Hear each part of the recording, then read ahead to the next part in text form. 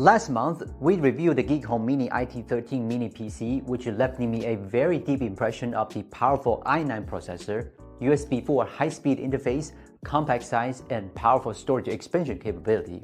Today, I got the Geekom Mini IT12, which uses the same mode. Unlike the IT13, this IT12 uses the i7-12650H processor.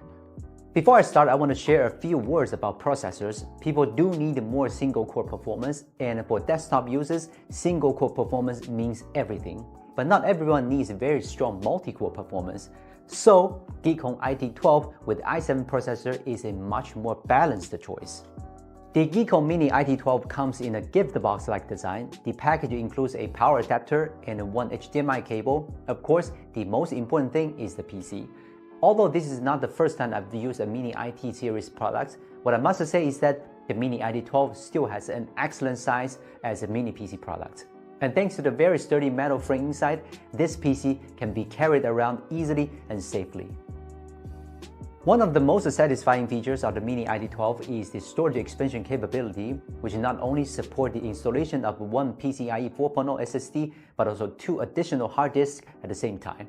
And the installation process is very simple. You only need to remove 4 screws, nice and easy. There are a series of detailed installation tutorial videos on the Geekom's official YouTube channel, which is really friendly to users who don't know much about PC. In terms of I/O, Mini IT12 has almost achieved the best level among others in the same price range. It has 2.5G LAN port, also 2 Thunderbolt-compatible 40 Gbps USB 4 ports, so it not only supports video output and high-speed file transfer, but also can connect to an eGPU, which is crazy. Of course, 2 USB 10 Gbps ports and 1 USB 2.0 port can also fulfill your daily needs. The Mini IT12 has a 10-core, 16-thread i7-12650 processor, and compared to the i9 version we tested earlier, this i7 processor really isn't as fast as the i9. The performance gap is in multi-core performance, and in terms of single-core performance, they are very close to each other, with a gap of less than 3%.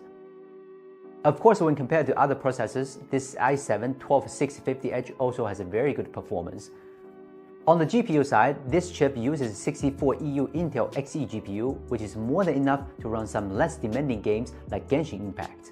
Now, my favorite point is that the Intel Xe GPU has extensive support in Adobe softwares. For example, in Premiere, the video codec engine can effectively improve the smoothness of video playback and codec speed. In the stress test, there's no doubt that the whole process can maintain 35 Watt, P-core running at 3.1 GHz, E-core running at 2.6 GHz, and at this time, the maximum temperature is only 75 degrees. In terms of temperature control, this i7 processor is indeed more advantageous than the i9. Thanks to the lower temperature, the fan speed is also lower, so the noise control will not disappoint.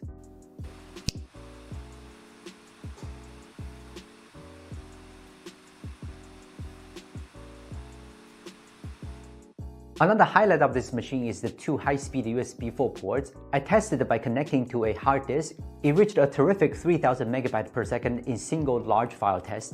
This will satisfy anyone's needs. As soon as the eGPU is connected, the chip is ready to fire up, and this little console will turn into a real gaming console.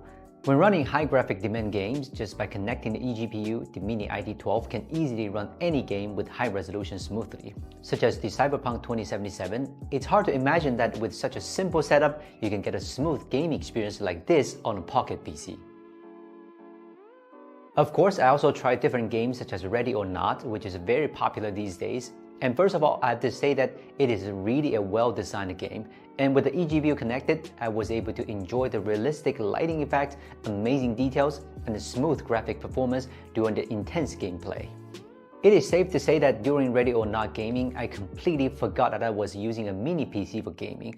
I can fully immerse myself in it, and the CPU usage was only 20% during the game. Of course, in other types of games like the Apex Legends, this mini PC also doesn't disappoint. It can run at 70 FPS or more even when running at 3440 by 1440.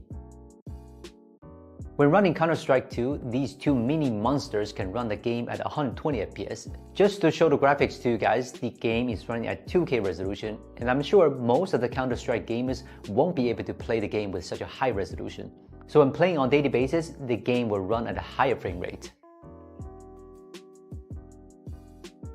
I must say that the two USB 4 ports raise the seating and playability of this mini PC.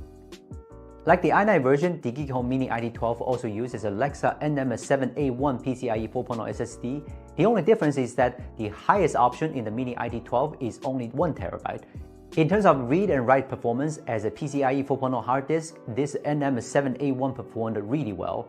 More than 4000 MB per second SEQ read and write speed, so there's no bottleneck in the data transfer.